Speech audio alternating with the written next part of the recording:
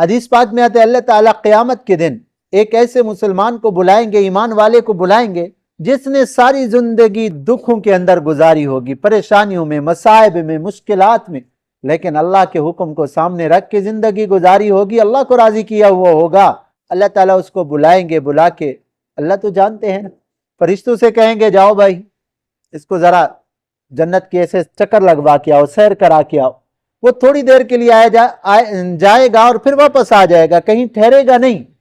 وہاں جب جنت میں جائے گا نا تھوڑی دیر کے لیے، وہاں نظارے دیکھے گا، وہاں محلات دیکھے گا، وہاں نعمتیں دیکھے گا، وہ ساری دنیا کی پریشانیاں بھول جائے گا۔ جب واپس آئے گا نا اللہ تعالیٰ فرمائیں گے ہاں میرا بندہ بتاؤ دنیا میں تیرے اوپر کتنی تکلیفیں آئی تھی، پریشانیاں۔ وہ کہے گا اللہ پریشانی کیا ہوتی ہے، اللہ پریشانی کیا ہوتی ہے، میں تو جانتا ہی نہیں پریشانی کوئی۔ کہے گا اللہ تیری عزت اور جلال کی قسم میں تو پریشانی کو جانتا بھی نہیں ہوں۔ یہ وہ آدمی ہے جو جنت میں تھوڑی دیر کے لیے گیا تو دنیا کی ساری پریشانیاں بھول گیا۔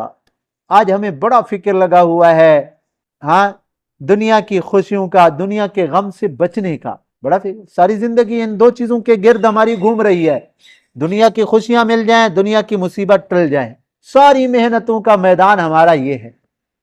حالانکہ مسلمان کا محنت کا مدار تو یہ ہے میرے اللہ مجھ سے راضی ہو جائیں، آخرت کے عذاب سے میں بچ جاؤں۔